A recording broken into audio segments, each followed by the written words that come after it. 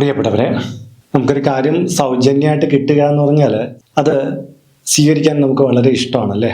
അതുകൊണ്ടാണ് പലപ്പോഴും ചില ടെക്സ്റ്റൈൽസിലൊക്കെ ഇത്രയും ശതമാനം കിഴിവെന്നൊക്കെ പറയുമ്പോൾ ആൾക്കാർ ഇടിച്ചു കയറുന്നത്, അല്ലെങ്കിൽ ഏതെങ്കിലും പ്രോഡക്റ്റിനോടൊപ്പം ഇന്നത് സൗജന്യം എന്ന് പറയുമ്പോൾ ആവശ്യമില്ലെങ്കിൽ കൂടി ആ പ്രോഡക്റ്റ് എടുക്കുന്നതൊക്കെ നമ്മുടെയൊക്കെ ഒരു ശീലമാണ്. അതുപോലെ തന്നെയാണ് ചില വസ്തുക്കൾ കളഞ്ഞു കിട്ടുമ്പോൾ നമ്മൾ സ്വീകരിക്കുക. അതിനൊരു മൂല്യം ഉണ്ടെങ്കിൽ തീർച്ചയായിട്ടും അത് എടുത്തുകൊണ്ട് വരിക എന്ന് പറഞ്ഞാൽ നമ്മളിൽ ബഹുഭൂരിപക്ഷം പേരുടെ ഒരു ശീലമാണ്. ചിലർ അതിൽ നിന്ന് വിട്ടുമാറിയിട്ടുണ്ടാവാം, അന്യരുടെ ഒരു വസ്തു ആകാമെന്ന് കരുതി അവരെടുക്കില്ല. ചിലർ ആകട്ടെ കളഞ്ഞുപോയി ആ വസ്തുവിനെ എടുത്തുകൊണ്ടുവന്ന് മറ്റൊരാൾക്ക് കൊടുക്കുന്നതൊക്കെ നമുക്ക് കാണാൻ പറ്റും. നന്മ നിറഞ്ഞ ചിലരുണ്ട്, ആഭരണങ്ങൾ 3-4 പവന്റെ ആഭരണമൊക്കെ എടുത്ത് പോലീസിലൊക്കെ ഏൽപ്പിക്കുന്നത്, ആ വ്യക്തിയെ തന്നെ ക്ഷണിച്ചു കൊടുക്കുന്നതൊക്കെ നമുക്ക് പത്രത്തിലൂടെയൊക്കെ കാണാൻ പറ്റും. അതൊക്കെ അപൂർവമായിട്ടുള്ള മനുഷ്യത്വമുള്ള ആൾക്കാരുടെ കാര്യമാണ്. എന്നാൽ പലപ്പോഴും പലരും പല വസ്തുക്കളും കളഞ്ഞു കിട്ടിയാൽ അതെടുത്തുകൊണ്ട് വീട്ടിൽ വെക്കുന്ന ഒരു ശീലമുണ്ട്. ആരെങ്കിലും വന്ന് ചോദിച്ചു കഴിഞ്ഞാൽ ചിലപ്പോൾ തിരിച്ചു കൊടുത്തേക്കും, ഇല്ലെങ്കിൽ അവരുടേതായിട്ട് അവിടെ ഇരിക്കുകയും ചെയ്യും. എന്നാൽ ഒരിക്കലും കളഞ്ഞു കിട്ടിയാൽ നമ്മൾ എടുത്തുകൊണ്ട് വയ്ക്കാൻ പാടില്ലാത്തത് ആയിട്ടുള്ള ചില കാര്യങ്ങളുണ്ട്. അതിന് എത്ര മൂല്യമാവട്ടെ, അതിൽ എന്ത് കൗതുകം ഉണ്ടെങ്കിലും ആവട്ടെ, നമ്മൾ കളഞ്ഞു കിട്ടിയാൽ ഇത് വീട്ടിൽ കൊണ്ടുവയ്ക്കരുത്, നമ്മൾ എടുക്കാനും പാടില്ല എന്നുള്ള ചില വസ്തുക്കളുണ്ട്. അതിന് പിന്നിൽ ചില കാരണങ്ങളുണ്ട്. അതേക്കുറിച്ചാണ് ഇന്നത്തെ വീഡിയോയിൽ പറയുന്നത്. ഇത് വളരെ പ്രയോജനപ്പെടുന്ന ഒരു വീഡിയോ ആയിരിക്കും.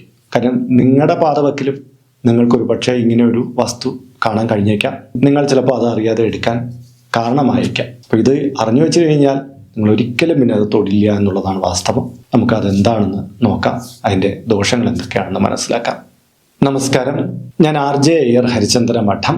ഹൈന്ദവ ആചാര സംബന്ധമായ, ജ്യോതിഷ, മോട്ടിവേഷൻ സംബന്ധമായ ഒട്ടേറെ കാര്യങ്ങൾ പറഞ്ഞു തരുന്ന ഒരു വാട്സപ്പ് ചാനൽ നമുക്കുണ്ട്. ഇതിൻ്റെ കീഴെ ഡിസ്ക്രിപ്ഷൻ ബോക്സിലും കമൻറ്റ് ബോക്സിലും അതിൻ്റെ ലിങ്ക് കൊടുത്തിട്ടുണ്ട്.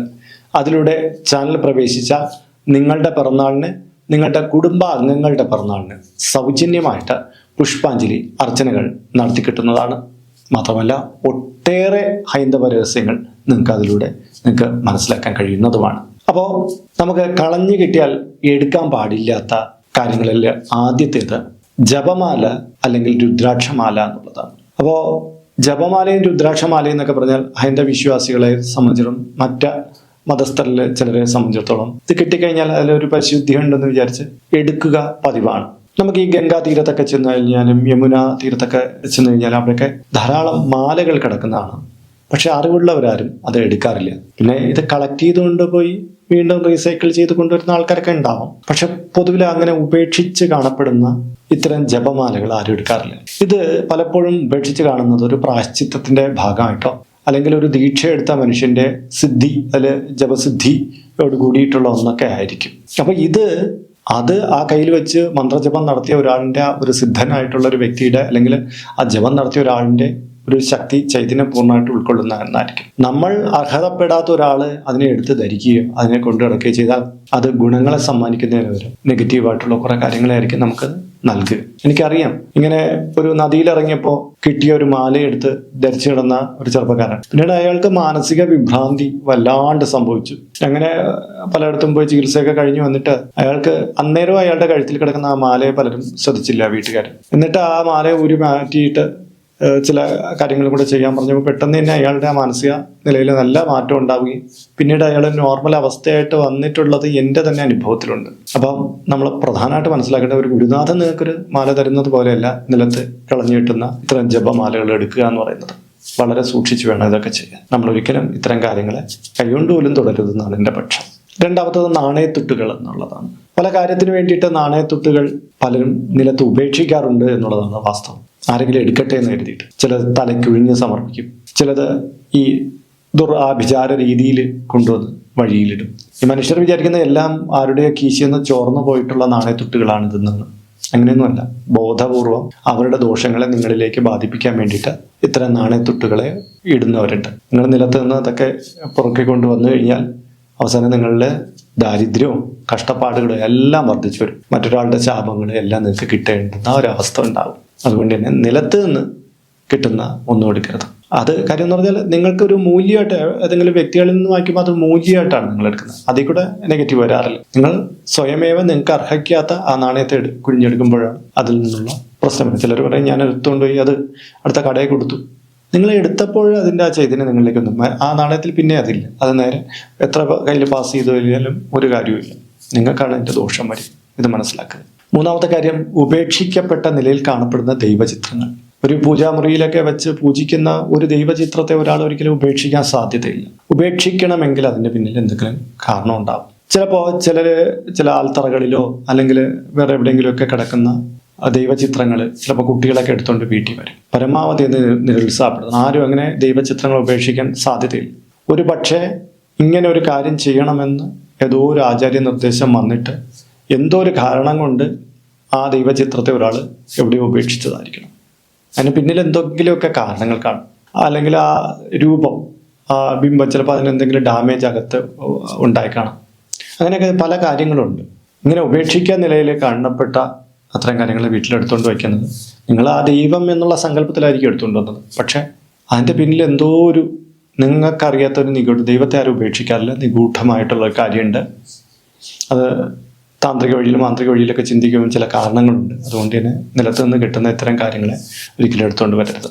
അടുത്ത കാര്യത്തിലേക്ക് കടക്കുന്നതിന് മുമ്പ് ഇതിൻ്റെ കീഴെ കമൻറ്റ് ബോക്സിൽ നിങ്ങളുടെ പേര്, നിങ്ങളുടെ വയസ്സ്, നിങ്ങളുടെ നക്ഷത്രം ഇവ രേഖപ്പെടുത്തിയാൽ ഇവിടെ നടക്കുന്ന വിശേഷാൽ പൂജാ പ്രാർത്ഥനകളിൽ നിങ്ങളെ ഉൾക്കൊള്ളിക്കാൻ പറ്റുന്നതാണ്. 1 മാസത്തേക്കായിരിക്കും പ്രകാരം ചെയ്യുക. കൂടുതലായിട്ട് വേണമെന്നുള്ളവർ ഇനി തൊട്ട് ഇതിൽ അപ്ലോഡ് ചെയ്യുന്ന എല്ലാ വീഡിയോയുടെ കീഴിൽ നിങ്ങളുടെ ഡീറ്റെയിൽസ് ഇങ്ങനെ കൊടുത്താൽ മതിയാകും. അതിനായിട്ട് ഇതുവരെ ഈ ചാനൽ നിങ്ങൾ സബ്സ്ക്രൈബ് ചെയ്തിട്ടില്ലെങ്കിൽ അത് ചെയ്യുക. ഒപ്പം തന്നെ ഈ വീഡിയോ ഒന്ന് ലൈക്ക് കൂടി ചെയ്യുക. എങ്കിൽ മാത്രമായിരിക്കും പുതുതായിട്ട് അപ്ലോഡ് ചെയ്യുന്ന വീഡിയോയുടെ നോട്ടിഫിക്കേഷനും റെക്കമെൻഡേഷനും നിങ്ങൾക്ക് യൂട്യൂബ് അയച്ചു തരികയുള്ളൂ. എങ്കിലേ നിങ്ങൾക്ക് നിങ്ങളുടെ ഡീറ്റെയിൽസ് കൊടുക്കാൻ കഴിയുള്ളൂ. അതുകൊണ്ട് ഇത് പ്രയോജനപ്പെടുത്തുക. 4ാമത്തെ കാര്യം, നാളികേരം എന്നുള്ളതാണ്. പണ്ടത്തെ കാലഘട്ടം അല്ല ഇപ്പോൾ.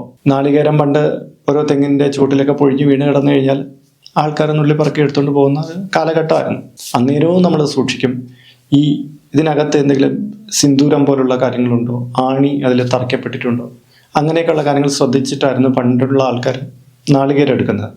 പ്രത്യേകിച്ച് ഈ തെങ്ങിൽ നിന്ന് വീഴുമ്പോൾ അതിൻ്റെ മുകളിൽ ഈ ഞെടുപ്പ്, മോഡ് എന്നൊക്കെ പറയുന്ന ഇതുണ്ടല്ലോ, അത് കാണില്ല. അത് അടർന്ന് വീണിട്ടുള്ളതാണെങ്കിൽ ഇത് ഉണ്ടെങ്കിൽ, ആ മുകളിലൊരു അടപ്പ് പോലെ കാണപ്പെടുന്നത് ഉണ്ടെങ്കിൽ അതിൻ്റെ അർത്ഥം ആരോ വെട്ടിയിട്ടതാണ്, ബോധപൂർവം അവിടെ ഇട്ടേക്കണതാണ് എന്നുള്ള സങ്കല്പത്തിൽ ഈ അടപ്പില്ലാത്തതേ പൊഴിഞ്ഞ നാളികേരമായിട്ട് ആൾക്കാർ എടുക്കാറുള്ളായിരുന്നു.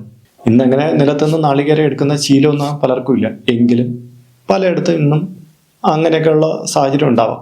പ്രത്യേകിച്ച് എവിടെയെങ്കിലും ഒരു നാളികേരം കിടന്നു കഴിഞ്ഞാൽ പലപ്പോഴും അതിൽ ചില ചെയ്വിനകൾ പോലുള്ള കാര്യങ്ങൾ ഉണ്ടായി വരാൻ സാധ്യതയുണ്ട്. അപ്പോൾ അത് നമ്മൾ വ്യക്തമായിട്ട് മനസ്സിലാക്കേണ്ടതാണ്. അങ്ങനെ എന്തെങ്കിലും ഉണ്ടെങ്കിൽ ചിലപ്പോൾ നമുക്കറിയാൻ പറ്റില്ല, അത് നമ്മുടെ ജീവിതത്തിലെ വലിയ ദുരിതങ്ങൾ ഉണ്ടാക്കിയേക്കും. ഇത് ശ്രദ്ധാപൂർവം മനസ്സിലാക്കുക. 5ാമത്തെ കാര്യം, കൂർത്ത വസ്തുക്കൾ എന്നുള്ളതാണ്. യാണി പോലെ ഇരിക്കുന്ന കൂർത്ത വസ്തുക്കളെയാണ് ഇവിടെ സൂചിപ്പിക്കുന്നത്. അങ്ങനെ എന്തെങ്കിലും നമുക്ക് കൗതുകകരമായിട്ട് മണ്ണിൽ നിന്ന് കിട്ടുകയോ മറ്റൊക്കെ ചെയ്തു കഴിഞ്ഞാൽ ഒരിക്കലും എടുത്തുകൊണ്ട് വരരുത്. അത് നമ്മുടെ ജീവിതത്തിൽ ഒട്ടേറെ നെഗറ്റീവുകളായിരിക്കും സമ്മാനിക്കുക. ഇത് മനസ്സിലാക്കുക. 6ാമത്തെ കാര്യം, വസ്ത്രം എന്നുള്ളതാണ്. വസ്ത്രം എന്ന് പറഞ്ഞാൽ പുതിയ വസ്ത്രമായിരിക്കും. അത് സാരിയാകാം, അല്ലെങ്കിൽ നല്ല കസവും ഉണ്ടായിരിക്കാം. ഒരു പാക്കറ്റിൽ ഉപേക്ഷിച്ച നിലയിൽ ഏതെങ്കിലും ഭാഗത്ത് കാണും. നമ്മുടെ അടുത്ത് നോക്കുമ്പോൾ അയ്യോ ആരുടെ കയ്യിൽ നിന്നോ വീണു പോയതാണ് എന്നുള്ള രീതിയിൽ പുതിയ വസ്ത്രമല്ലേ എടുത്തുകൊണ്ട് വരും. ശരിക്കും പറഞ്ഞാൽ ഇത് ചില ആവാഹനങ്ങളൊക്കെ നടത്തിയിട്ട് പിന്നെ വസ്ത്രം സമർപ്പിച്ച് ദോഷത്തെ മാറ്റുന്ന തരത്തിലുള്ളതുണ്ട്. അപ്പം അങ്ങനെയുള്ള വസ്ത്രങ്ങൾ ഉപേക്ഷിച്ച് വെച്ച് ആരെങ്കിലും എടുത്തുകൊണ്ടോ ഈ കർമ്മദോഷത്തെ കൊണ്ടുപോകാൻ ചില മാന്ത്രികർ പറഞ്ഞു കൊടുക്കുന്ന ഒരു രീതിയാണ്. അങ്ങനെ വസ്ത്രം ഉപേക്ഷിക്കപ്പെട്ട രീതിയിൽ കണ്ടു കഴിഞ്ഞാൽ ഒരിക്കലും എടുത്തുകൊണ്ട് പോകരുത്. അത് നിങ്ങൾക്ക് ഒരുപാട് നെഗറ്റീവായിട്ടുള്ള കാര്യങ്ങളെ സമ്മാനിച്ചേക്കും. 7ാമത്തെ കാര്യം, ആയുധമാണ്. പലതരത്തിലുള്ള ആയുധം, കത്തി, കോടാലി, മൺവെട്ടി, അങ്ങനെയുള്ള ആയുധങ്ങൾ അത് വഴിയിൽ എവിടെയെങ്കിലും ഉപേക്ഷിക്കപ്പെട്ട നിലയിലോ കളഞ്ഞ് പോയ നിലയിലോ കാണപ്പെടുകയാണെങ്കിൽ ഒരിക്കലും എടുത്തുകൊണ്ട് പോകരുത്. നമുക്ക് അതിൻ്റെ ഡേഞ്ചർ അറിയാം. ഇപ്പോൾ ഒരു കത്തി വഴി കിടക്കുകയാണ്, ഒരാൾ കൊള്ളാൽ എന്നും പറഞ്ഞ് എടുത്തുകൊണ്ട് പോയാൽ ഇത് മറ്റൊരാളെ കുത്തി കൊന്നിട്ടോ മറ്റൊരാൾ കൊണ്ടൊന്ന് ഉപേക്ഷിച്ചൊരു കത്തിയാവാം, അല്ലെങ്കിൽ ഏതെങ്കിലും തരത്തിലുള്ള നെഗറ്റീവുകൾ ആവാഹിച്ചൊരു കത്തിയാവാം. എന്തായാലും ശരി, ആയുധങ്ങൾ നമ്മൾ വഴിയിൽ നിന്ന് എടുത്തുകൊണ്ട് വരികയാണെങ്കിൽ, നമുക്ക് കളഞ്ഞു കിട്ടിയെന്ന് പറഞ്ഞ് എടുത്തുകൊണ്ട് വന്നാൽ അതുമൂലമുണ്ടാകുന്ന അപകടകരമായിട്ടുള്ള ആയുധം കൊണ്ടുള്ള ആക്രമണങ്ങളൊക്കെ നമ്മുടെ ജീവിതത്തിൽ ഉണ്ടായി വരാമെന്നും ജീവനഷ്ടത്തിന് വരെ കാരണമാകാമെന്നൊക്കെ പറയുന്നുണ്ട്. അതുകൊണ്ട് തന്നെ കളഞ്ഞു കിട്ടുന്ന ആയുധങ്ങൾ പരമാവധി ഉപയോഗിക്കാതിരിക്കുക, എടുക്കാതിരിക്കുക. അടുത്ത ഒന്നെന്ന് പറഞ്ഞാൽ ശംഖാണ്. കടൽ തീരത്തൊക്കെ ചെന്ന് നിൽക്കുമ്പോൾ ശംഖുകൾ നമുക്ക് കിട്ടും. ഈ പുഴിയിൽ പൊതിഞ്ഞതായിട്ടൊക്കെ കാണപ്പെടും. അത് മിക്കവാറും എല്ലാം കടലിൽ നിന്ന് വന്ന് കയറിയെന്നാണ് പലരുടെയും വിശ്വാസം. അങ്ങനെയല്ല, പലതരം ദോഷങ്ങളെ ഒഴിവാക്കാൻ വേണ്ടിയിട്ട് ശംഖുകളെ കടലിൽ കൊണ്ട് നിമജ്ജനം ചെയ്യുന്നുണ്ട്, പലതും ആവാഹിച്ചുകൊണ്ട്. അപ്പം ഈ ശംഖായിരിക്കും പലപ്പോഴും ഈ തീരത്ത് അടിഞ്ഞു കിടക്കുന്നത്. ഇങ്ങനെ കിടക്കുന്ന ശംഖുകൾ നമ്മൾ എടുത്തുകൊണ്ട് വന്നു കഴിഞ്ഞു കഴിഞ്ഞാൽ ഒരുപാട് ദോഷങ്ങൾ വീട്ടിൽ ബാധിക്കാൻ സാധ്യതയുണ്ട്. അതുകൊണ്ട് തന്നെ ഒരിക്കലും ഇത്തരം ശംഖുകൾ കൈകൊണ്ടെടുക്കാതിരിക്കാൻ ശ്രമിക്കേണ്ടതാണ്. 9ാമത്തെ കാര്യം ചെരുപ്പുകൾ എന്നുള്ളതാണ്. ഈ ചെരുപ്പുകൾ ചില ക്ഷേത്ര നടകളിൽ ഉപേക്ഷിച്ചതായിട്ട് കാണും. ചിലപ്പോൾ ചില പുഴ, കടല് അങ്ങനെയുള്ള ജലവുമായി ബന്ധപ്പെട്ട സ്ഥലത്തൊക്കെ കിടക്കുന്നതാണ്. ചിലരൊക്കെ ആരുമില്ലാത്ത ചെരുപ്പല്ലേ എടുത്തുകൊണ്ട് വന്നേക്കാം, അങ്ങനെ കിടക്കാൻ പുതിയ ചെരുപ്പല്ലേ എടുത്തുകൊണ്ട് വരാം എന്നൊക്കെ കരുതും. പക്ഷെ എടുക്കരുത്. കാരണം എന്ന് പറഞ്ഞാൽ കാലവാസം എന്ന് പറയുന്നൊരു പ്രാകൃതമായ ചടങ്ങുണ്ട്. അതായത് ഒരാളെ കാലിൻ്റെ ദോഷം ബാധിച്ചിരിക്കുന്നു, ജാതകാല് ബാധിച്ചിരിക്കുന്നു. അപ്പോൾ അതിന് ചില കർമ്മങ്ങൾ ചെയ്യും. കർമ്മങ്ങൾ ചെയ്തിട്ട് പുതിയ ചെരുപ്പിട്ട് ഇയാൾ ഏതെങ്കിലും ജലത്തിൻ്റെ അടുത്ത് പോകും. അവിടെ ചെന്ന് ആ കരയിൽ ഈ ചെരുപ്പ് ഊരിയിടും. എന്നിട്ട് അയാൾ വെള്ളത്തിലിറങ്ങി മുങ്ങിയിട്ട് ചെരുപ്പെടുക്കാതെ കടന്നു പോകും. ചില ക്ഷേത്ര നടകളിൽ ചെല്ലും, ക്ഷേത്രത്തിന് പുറത്ത് ചെരുപ്പ് ഉപേക്ഷിച്ചിട്ട് തിരിച്ചു പോകും. ഇങ്ങനെ കാലടികൾ തന്നെ പിന്തുടരാത്ത രീതിയിൽ, അത് ചെരുപ്പിൻ്റെ സ്ഥാനത്തേക്ക് വരുന്ന തരത്തിലേക്ക് ഇത്തരം ദോഷങ്ങളെ ഒഴിവാക്കുന്ന കർമ്മമുണ്ട്. അങ്ങനെ ഉപേക്ഷിക്കുന്ന ചെരുപ്പുകൾ പലയിടത്തും കാണും. ഇന്നും പ്രാദേശികമായിട്ട് പലയിടത്തും ഈ കർമ്മങ്ങൾ ചെയ്യാറുണ്ട്. ഈ ചെരുപ്പുകൾ ചിലപ്പോൾ എവിടെയെങ്കിലും ഉപേക്ഷിക്കപ്പെട്ട നിലയിൽ കാണും. അപ്പം ഒരാൾ വിചാരിക്കും പുതിയ ചെരുപ്പല്ലേ എന്ന് വിചാരിച്ച് ഇതിനെ എടുത്തിട്ടുകൊണ്ട് വന്നു കഴിഞ്ഞാൽ ഈ പറയുന്ന മാരകമായിട്ടുള്ള ദോഷങ്ങൾ ഇയാളെ ബാധിക്കാൻ സാധ്യതയുണ്ട്. അതുകൊണ്ട് ഇത്തരം ചെരുപ്പുകൾ, ഏത് ചെരുപ്പാവട്ടെ, ഉപേക്ഷിക്കപ്പെട്ട നിലയിൽ നടക്കുമ്പോൾ നമുക്കറിയില്ല ഇതെന്താണ്. അപ്പോൾ അത് സ്വീകരിക്കാതിരിക്കുക. അപ്പോൾ പ്രിയപ്പെട്ടവരെ, ഈ കളഞ്ഞു കിട്ടിയാൽ എടുക്കാൻ പാടില്ലാത്ത കുറച്ച് കാര്യങ്ങളെക്കുറിച്ചാണ് ഞാനിവിടെ പറഞ്ഞത്. ഇനിയുണ്ട് പല കാര്യങ്ങളും, അത് മറ്റൊരു വീഡിയോയിൽ നമുക്ക് പ്രതിപാദിക്കാം. ഇതുമായി ബന്ധപ്പെട്ട നിങ്ങളുടെ അഭിപ്രായങ്ങൾ, നിർദ്ദേശങ്ങൾ എൻ്റെ കീഴെ കമൻറ്റ് ബോക്സിൽ രേഖപ്പെടുത്തുക. ഇതിൽ കാണുന്നത് എൻ്റെ വാട്സപ്പ് നമ്പറാണ്. ജ്യോതിഷ സംബന്ധമായതും പൂജാ സംബന്ധമായതുമായ അപ്പോയിൻമെൻറ്റിന് വേണ്ടിയിട്ടാണ് ഇത് നൽകിയിരിക്കുന്നത്. നേരിട്ട് വിളിച്ചു കഴിഞ്ഞാൽ കിട്ടുകയില്ല. നിങ്ങളുടെ പേര്, നിങ്ങളുടെ സ്ഥലം ഇവ രേഖപ്പെടുത്തി വാട്സപ്പിലൂടെ മെസ്സേജ് ചെയ്യുക. അപ്പോൾ അഡ്മിൻ ഒരു മാർഗ്ഗനിർദ്ദേശം അയച്ചു നൽകുന്നതാണ്. ആ മാർഗ്ഗനിർദ്ദേശം അനുസരിച്ച് അപ്പോയിൻമെൻ്റ് എടുത്തിട്ട് വിളിക്കാവുന്നതാണ്. നമ്മളിപ്പോൾ ഒരു സ്റ്റോർ യൂട്യൂബിൽ ആരംഭിച്ചിട്ടുണ്ട്. ഹൈന്ദവ ധർമ്മം അനുസരിച്ച് ജീവിക്കുന്നവർക്ക് പൂജാ കാര്യങ്ങളുമായിട്ട് ബന്ധപ്പെട്ട ചില കാര്യങ്ങളൊക്കെ മേടിക്കണമെന്നുണ്ടായിരിക്കും. അപ്പോൾ അങ്ങനെയുള്ള കാര്യങ്ങൾ നിങ്ങൾക്ക് ഓൺലൈനായിട്ട് എടുക്കാൻ പറ്റുന്ന ഒരു സ്റ്റോറാണിത്. താല്പര്യമുള്ളവർക്ക് അതിൽ പോയിട്ട് അതിൻ്റെ വിലയൊക്കെ നോക്കിയിട്ട് നിങ്ങൾക്ക് താല്പര്യമുണ്ടെങ്കിൽ അതിൽ നിന്ന് മേടിക്കാവുന്നതാണ്. ഇങ്ങനെ നോക്കിയാൽ മതിയാകും. അപ്പോൾ മറ്റൊരു വീഡിയോയിൽ മറ്റൊരു വിശേഷമായിട്ട് വീണ്ടും കണ്ടുമുട്ടും വരെ എല്ലാവർക്കും നമസ്കാരം. നിങ്ങളുടെ സ്വന്തം RJ ഹരിചന്ദന മഠം. നമസ്തേ.